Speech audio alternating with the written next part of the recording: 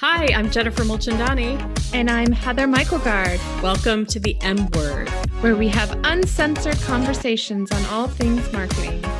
Due to COVID, we are not recording in the studio and apologize for any poor audio or technical glitches. As soon as it is safe, we will have our guests with us in the studio. Until then, stay healthy and wear a mask.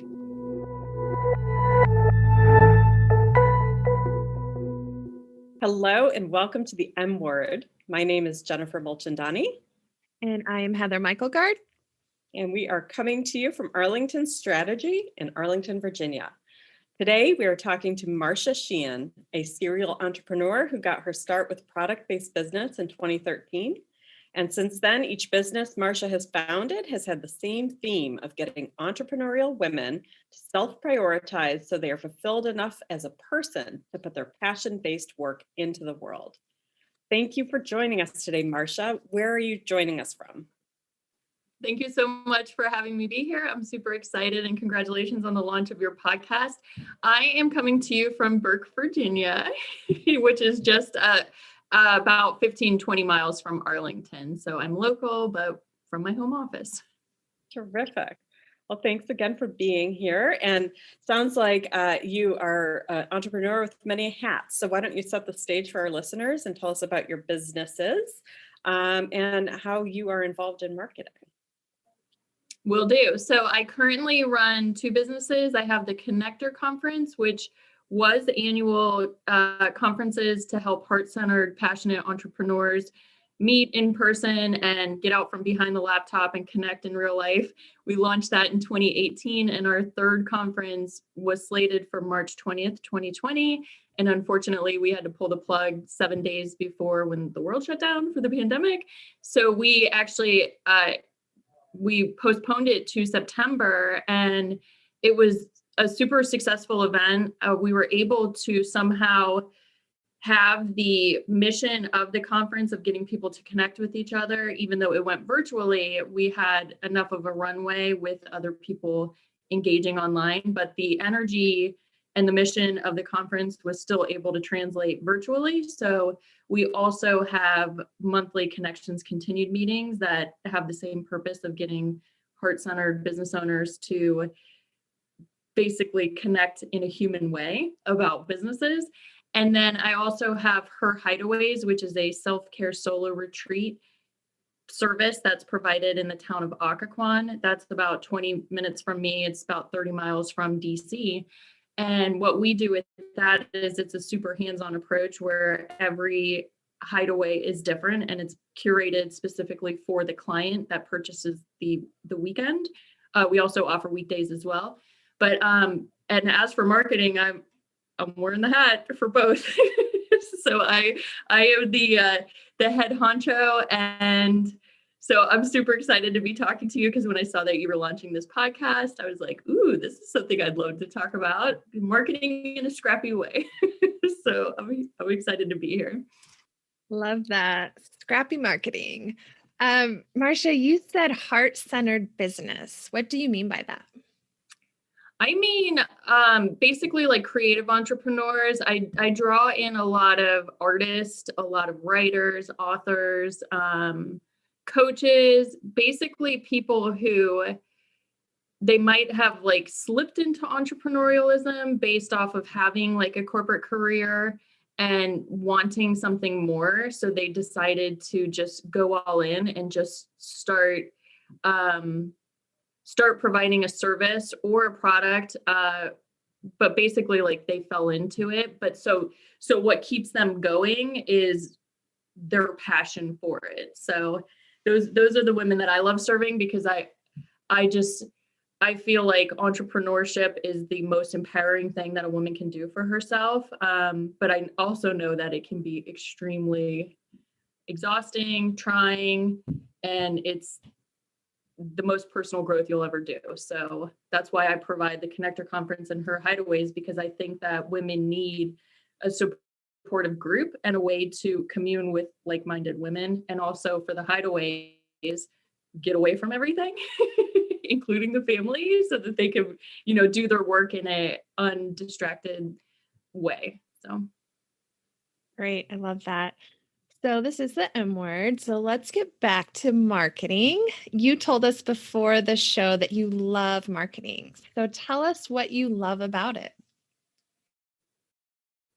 I love marketing because it's basically just a way of educating people about the value that you're bringing to the world with your business, with your products or your services.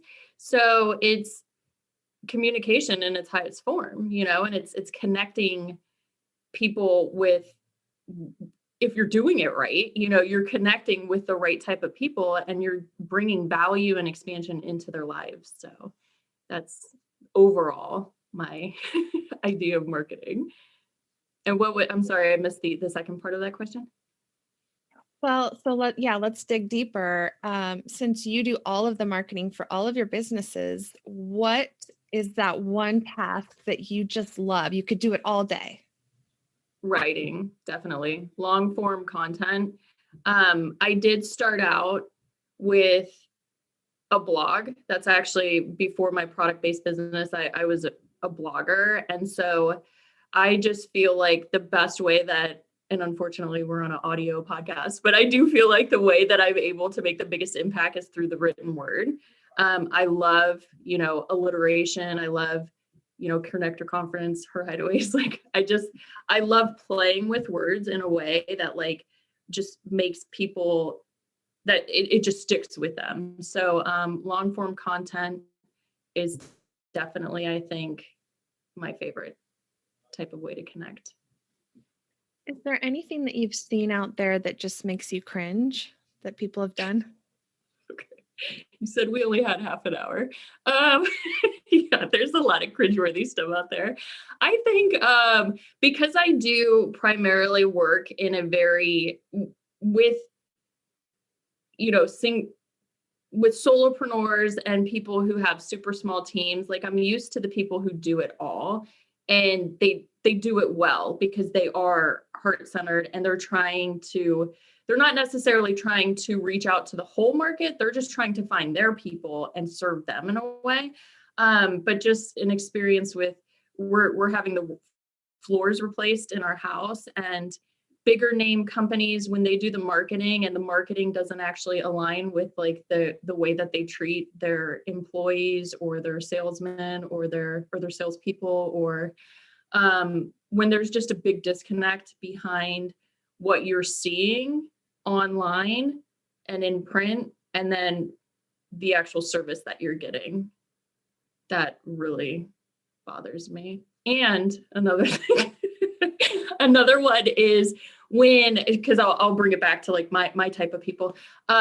When people aren't actually like having call to actions of like how you can work with them. So they're either they're putting their messaging out, you're attracted to them, you're like, oh, I might want to hire her, I might want to work with her, I might want to buy that, but then it's not clear like how to take that next step, like how to go through the journey of becoming a paying customer. That's definitely a little cringeworthy for me. That's actually such a great lead in, because I wanted to ask, and maybe not you've done this because that's cringeworthy to you, but what have you tried, if anything, that bombed and maybe surprised you that it didn't work?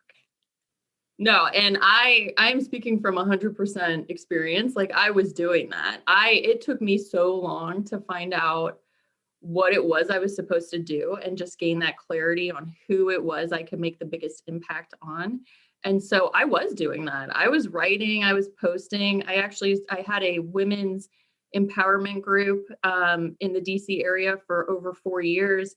And I was very accessible for people, but I wasn't doing those call to actions to get people to be able to work with me in a more in-depth way because I didn't have that clarity on how I wanted to work. So it was a huge evolution. So yeah, that's definitely, looking back on that caused a lot of friction, a lot of struggle. But it led me to doing work on boundaries. And I think that work, since I experienced it firsthand, I'm able to teach it in a way that can make a bigger impact for people who are either in that path of not having boundaries or not having clarity, or just getting in their way, self-sabotaging. Since I have that experience, I feel like I can better, educate others on it. There's a lot to unpack in that. What I hear you talking about is even not knowing who you wanted to be your customer, and then how to ask your customer to hire you. Right. And what were you, how do you value yourself as a professional who wants to be paid for what they're going to provide? So how did you unravel that? And how long did that take? I like to learn things very thoroughly. So it did take a really long time, and I had to close the doors on certain aspects in my business because I wasn't sure how to navigate it. And then coming out of that, the retrospection is what helped me to actually figure it out. So with the society, with the women business owners, I always looked at it as it was peer led. So because I was a business owner and I was providing this opportunity for other business owners, it felt like it was, a sisterhood, but I was running it like a business, but there was also the personal aspect. So it was really just I didn't realize that I did want to help with consulting small businesses because I felt like I didn't have the knowledge that I needed to, but it became apparent because I was everybody's pick your brain girl, where they were, oh, how would you do this? And you're really good at Instagram, and you like doing this and you like doing that. And so I would just share with them, but then it gets to the point where you're just it just becomes super overwhelming. So it did take multiple years, and I realized I do need to serve people who are like me, like the women who are putting their passion into the world, but I need to do it I need to do it from more of an executive level than a peer level. So it needs to be heavy in the systems and the operations. And, even though I am a solopreneur, I have my business partner with HerHideaways, and then I also have my co-host with Honest Convos.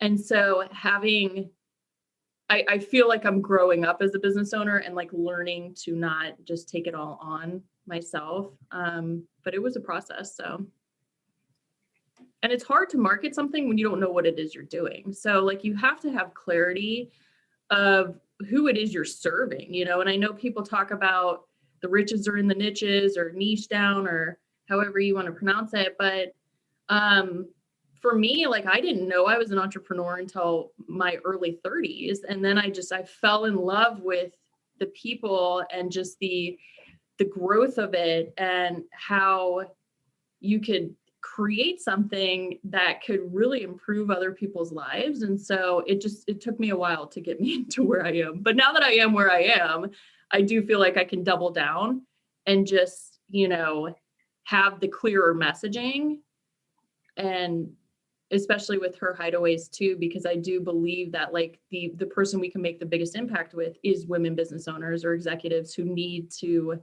get away and just be taken care of because they're used to taking care of everything else and have that blank slate, But I mean, during the pandemic, that was, well, I'm sure we'll get into that, marketing in a pandemic. I won't lead to the question. We can absolutely get into that. I want to know though, Marcia, I mean, it sounds like you now have clarity into who you are, into who your business is, and to who you are serving. Is there any tactic that is just completely out of your comfort zone that you haven't yet tried? Like video or... I mean, you seem like a very outgoing person, but is there anything that it just kind of scares you and that you haven't tried yet? I'm that friend everybody wants to have around because I really will try anything. So I do the things that scare me are the things that I do because I know that the fear and the trepidation is actually unlocking another door to get me to the next level. So I do the Facebook lives, but I will tell you that it's cyclical for me. Like I seem to launch in like August or October, or I start the heavy planning in August. I start launching in October. Like, and this is why I tell everyone, get introspective, like look back at your, you could figure out the way that your creativity works. But I do everything, but I do it in bursts. So in the winter, if people were trying to interview me for a podcast, wouldn't happen because I'm in my bunker, like I'm cozy under a blanket, like just letting the seeds be ready to bloom. But yeah, I mean, I do the podcast, I do lives, I interview people live, I do, long content. Yeah, there's really nothing that I wouldn't try. I do speaking, workshops, facilitating. I like to have diversity. So if I'm missing anything, let me know, because then I'll see if it scares me and then I'll try. So, we send out postcards too. Like we'll do print, like there's really nothing I don't think that I wouldn't try. So does, spending money on these tactics at all? Is that scary? I'm sorry? Spending money on any of these tactics? Because you said you're willing to try them all. Is the spending money part of it at all intimidating, or is that also easy for you? That is definitely, good question. That is definitely intimidating for me because I am a bootstrapper at the core. So I hold on to my pennies and my nickels like really tightly. And I think that does come from just my personality with growing intently, but growing very slow, so that as I'm building, there's nothing. I'm not opposed to putting money into it. And my business partner for HerHideaways isn't opposed to putting money into it either.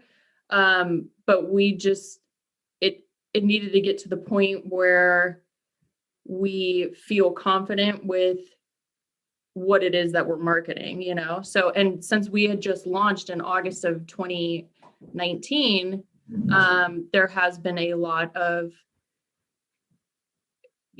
just getting to know the business, getting to know the service that we're providing and working on those SOPs and just all of the, basically getting to know our infant baby. But yeah, so I've paid for Facebook ads before for the Connector conference. I've dallied a little bit, but that is that's definitely something. But I do foresee it though in the future. Right. So I love that you said a few minutes ago that you're scrappy. And you do all the things. So for our listeners, what guerrilla marketing tactics have you found the most successful when you think about how much time they take for you versus other things that you could be doing for marketing? I think the best type of guerrilla marketing is literally linking up with other people and collaborating, like getting in front of other people's audiences that they have like a similar, and this is for, I'm not sure how that would work with like marketing agencies, but finding people that you can collaborate with so that you're getting in front of their audience. I think that's like a really smart way to do things. Also just doing the things that are trending, Instagram Reels, that's a real thing. Like just follow some people that are really hip to what's going on, see what they're doing, and then tweak it to fit your messaging. But it's everything in marketing it's happening in real time. So you can very easily tell what's effective. So find the people who are nailing it and see how you can apply that to your business. Collaboration is key. Absolutely. Marcia, you've talked a little bit about your journey and finding who you are and who your customers are. Talk to us about your aha moment. When did it just all click?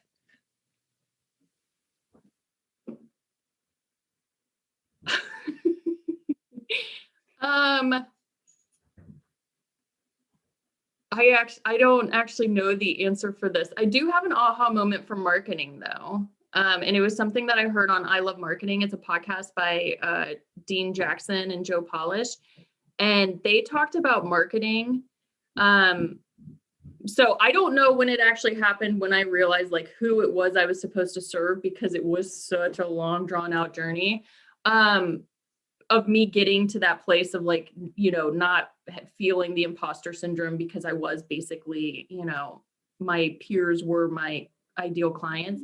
But the aha moment for marketing was when I listened to one of their episodes, and they talked about marketing as being, it's like dating. Like you meet someone, you're interested in them, and then like you're not going to go from dating to marrying. So like have like the clients or the customer's path of being interested in what it is you have to offer, and then you continuously showing up and either providing them value in education or humor or aha moments for them. But I just really love the way that they laid that out, because, obviously as a business owner, you spend a lot of time and energy on learning how to market yourself, or your products, not yourself, but your products and your services.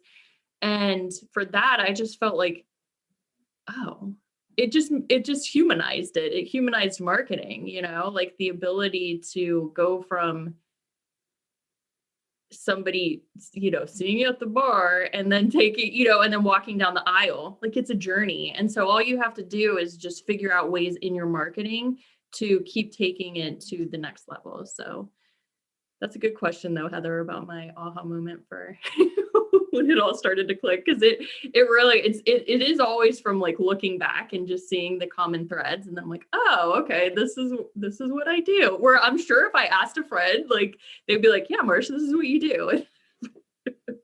Too easy.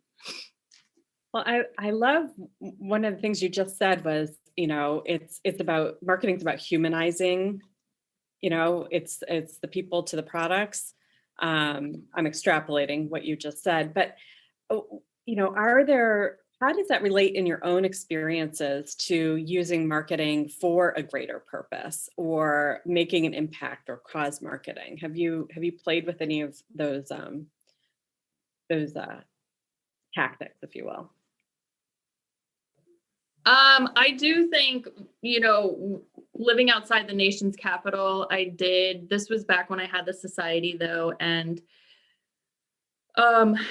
I had the women's empowerment group, but I wasn't really, marketing it in a way because it was such an intimate group. And, I already talked about just the disconnect between it being personal, but also professional. But, like when Trump was elected into office, there was a lot of disruption in the area based off of, just females. And sorry about that. There was it was a time that people needed to stand up and share what they believed regarding women's empowerment. And so I stepped into that more fully. And I started doing the Facebook Lives, and I started writing in a way that would connect with the people that I knew I was supposed to be serving. But I mean, I think for other companies, you see it where now this is horrible because it's marketing, but I am going to blame the pandemic. But at the beginning of the pandemic, there was a commercial that literally made me cry. And it was either, and this is why I feel horrible, but we were all stressed out. The cortisol levels were out off the chains. But there was a commercial from Squarespace or Wix, and it was about staying open, like open for business. And I felt like that was such a powerful message, because I felt it, like I literally felt it in my heart, because I knew the impact it was having on the business owners that I work with, and, me, myself as well. And so, I mean, I'm not sure if that answers your questions, but I do think there are ways to market in a way that is taking current events into consideration and just humanizing it, like we talked about earlier, where it's like you see what's happening and you just want people to feel safe and secure. Because like that commercial really did. Like I was like, we're going to get through this, we're going to get through this. And so I feel horrible that I can't remember who it was actually by, because I do, like, I tend to, like, when there's good, good marketing, I tend to actually remember the brand. But that for me was very impactful. I mean, it just speaks to authenticity and messaging, right? And being relevant. And I think, the flip side of that is when you see ads that are so tone deaf to what's going on. If we're facing a pandemic as a nation and companies are, promoting vacationing and this and that and the other, it doesn't translate. But clearly, the fact, your point, like this touched your heart. And that is, I think, for every brand, every company, if you can come up with a way to connect what you do, what value you serve. And you said that right at the beginning, Marcia, that's what marketing is for you, is telling. So I love it. It's like communicating the value. So if your value is relevant to what's going on any level of scale in our community, it's like that's gold. Definitely. And I love that you just touched on that, literally about vacationing and that being tone deaf, because that was a huge, my business partner and I, for HerHideaways, we were 6 months into it, 5 months into it before the pandemic hit. And I was like, I don't know what to do. Cause like HerHideaways is, so we kind of did have to switch the narrative of the marketing we were doing to go more towards the business owners and the executives, because it just felt we had been focusing on like the extra perks of like how with HerHideaways, like it's a self-care retreat, and we have a scavenger hunt in the town where you go to the preferred partners. And so we had to change a lot of how we were talking about it, because we realized some people don't want to go into stores. Some people don't want to use the custom dining debit card that they get because they don't want to be eating food prepared by other people. So we really had to like pull the reins back on that. But the hideaways are hosted in Airbnbs that my business partner owns. So we were afraid that all travel was just going to cease, but that's part of being in the DC area. Like we still had people coming and going. So it did get to the point around the summer where I felt comfortable, like, we can still serve people. We just have to work on the messaging so that it doesn't look predatory, because the last thing I want to do is market to stay-at-home moms who are trying to do homeschooling, who are at their wits' end, and say like, hey, just take a weekend here at Occoquan, like it would seem like it would just trigger them even more. Like, I can't do this. Like my husband's at home working. Like, how am I going to? So we couldn't even educate them enough, even though we did have people taking hideaways. We just wanted to be very careful about how we marketed it, because it could have really triggered a lot of people. And I don't build businesses to cause pain. I build them to relieve pain. So, but I am glad you said that about the vacations, because there was some marketing. I can't think of anything specifically, but you're just kind of like, this is not the time, buddy. Pull that. Well, and I think that just goes to show how well you do know your clients and your audience, and that, that empathy that you can share with them. Marcia, one more question. If you could go back and give yourself any marketing advice on the day you started, what would it be? I want to come up with a perfect answer, but I want to say what's honestly coming to mind is have a call to action. Like, if you're marketing to people and you're truly behind what it is you're selling, the product or service, if you know the value of what it is that you're bringing, and if you don't, you're in the wrong business, or you need to have a coming to Jesus moment where like you figure out what it is you're actually providing. but having those call to actions and making it clear how people can work with you, how people can purchase from you, and just making sure that these are a lot of things I would have shared with myself, but making sure that, you know, what you're marketing is what people are actually getting to. So having it be realistic, you know, creating, like providing the education of what it is that you're giving them, but then following through with that and meeting or exceeding their expectations. That's awesome. Just to sort of close out, I want to give you an opportunity, Marcia, to just brag a little bit, particularly launching this new venture in the middle of a global pandemic. So as you reflect on this business journey, like what are you most proud of in particularly on the marketing side? What have you done that's really made you feel good? I think for me, oh, sorry. I didn't realize my son's phone was down here. I think for me, the thing I'm most proud about is being consistent, because I was still showing up, even though I wasn't sure, you know, like with the pivot with HerHideaways, with who we were actually trying to appeal towards, still staying consistent, having our biweekly newsletter go out, having our social media posts, you know, still reaching out to leads that we felt, you know, could actually partake in a hideaway. But basically like being able to not really switch it up on a dime, but still like in the middle of the pandemic, be able to have that clarity of how we could market it in a way that wasn't causing distress, where people could actually say, oh, I relate to this, I need this. And I mean, we did, when we started doing that, we did end up getting more people booking for that specific package type. So but just showing up regardless. And sometimes the newsletters were, hey, the town of Occoquan is hosting bingo.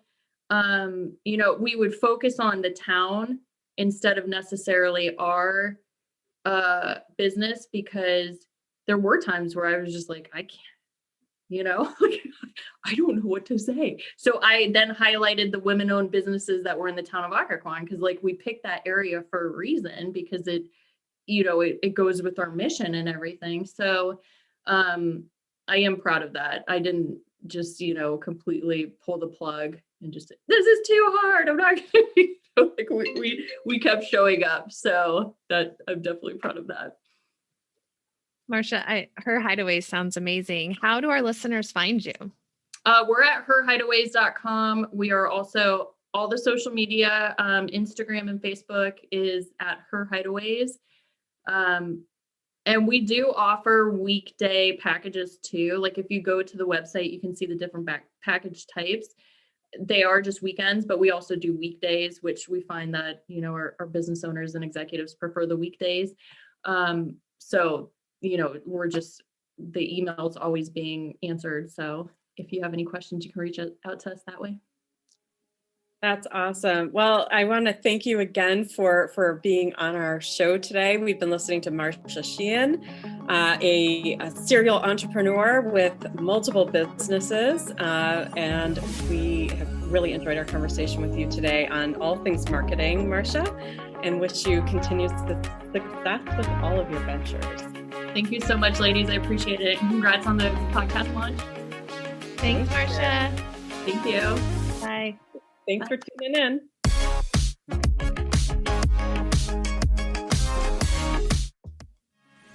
Thanks for listening. We hope you'll come back. Subscribe to the M Word wherever you listen to podcasts. And for more uncensored conversations, visit the M Word page at arlingtonstrategy.com.